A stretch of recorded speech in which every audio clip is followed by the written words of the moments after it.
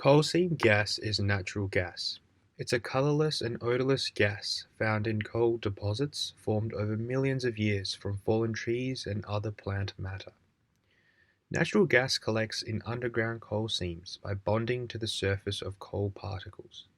The coal seams are generally filled with water, and it is the pressure of the water that keeps the gas as a thin film on the surface of the coal. The technical term for this is adsorption. To access the coal seams, a well is created by drilling a hole to the required depth. A steel casing of a slightly smaller diameter than the hole is installed, and cement is then injected in the space between the casing and the borehole wall. The cement provides structural integrity and isolates natural formations in the earth from each other and from the surface. So why is CSG important to Australia? Australia is currently the world's largest exporter of natural gas, which includes CSG. Most CSG is exported to our Asian trading partners, and it is our third biggest export in terms of dollars after coal and iron ore, at an export value of $50.5 billion. In the domestic context, gas shortage remains an issue. For instance, conventional gas supplies in Victoria are running out, and the industry believes that new CSG supply is needed to replace that gas. With more than 1.1 million homes in New South Wales using gas, demand in the state is rising. Hence, access to a reliable supply of gas by further developing the CSG industry in New South Wales is essential to improving the state's gas security. As an environmentalist, I have some concerns around the CSGs. It's definitely a contributor to climate change, and it's not that great for us in the long run. So I think despite the huge economic value that it brings to Australia, it's definitely worth looking at other options.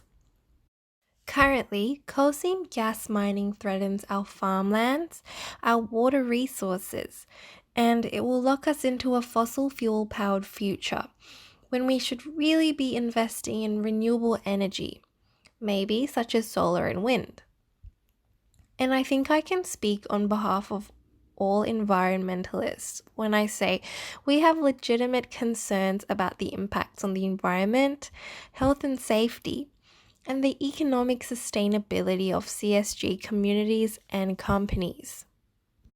These concerns are founded on leaking gas wells, sick animals, dead trees, and polluted water associated with the unconventional gas mining in Queensland and now New South Wales. People are witnessing the consequences of the gas industry and they don't like it. Some chemicals used in drilling and hydraulic fracturing and naturally occurring contaminants released from the coal seam during mining could harm human health given a sufficient dose and duration of exposure. This potential harm includes increased risk of cancer. Now, I can't deny that this sector is worth $50 billion. It has 20,000 direct employees and supports another 60,000 jobs.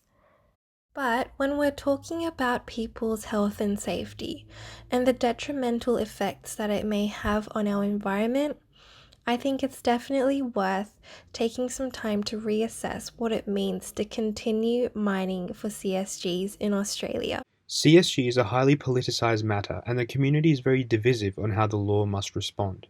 In Australia, it is regulated by Commonwealth and state laws, regulations, and policies.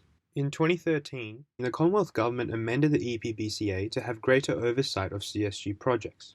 It considers water resources used in CSG development to be of national significance. A water trigger allows the Commonwealth to access CSG developments that are likely to impact water resources and stop harmful developments.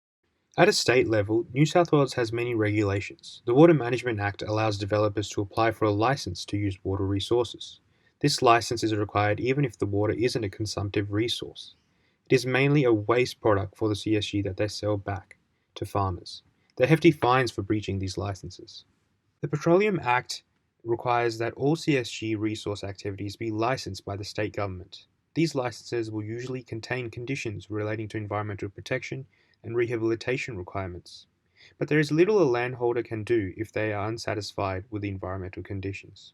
The Environmental Planning and Assessment Act is the seminal act relating to the approval of CSG developments. Part 4 of the Act outlines the streamlined approval process for the assessment and determination of state significant projects. The development application must be displayed publicly for 28 days and accompanied by an environmental impact statement with consent from the minister before it proceeds onwards. The Protection of the Environment Operations Act requires CSG projects to have a valid environmental protection license. The gas company must prepare pollution incident response management plans for each licensed activity, and there are site-specific requirements regarding water usage, noise, air, and waste. The EPA can impose hefty fines for breaching these requirements. Interestingly, there are also laws that apply when CSG development may harm threatened species or damage their habitat. Policies are also enforced on exclusion zones around residential areas and millions of hectares of strategic agricultural land. Additionally, there are codes of practice that regulate the quality of the drilling equipment and the use of chemicals in the fracking process.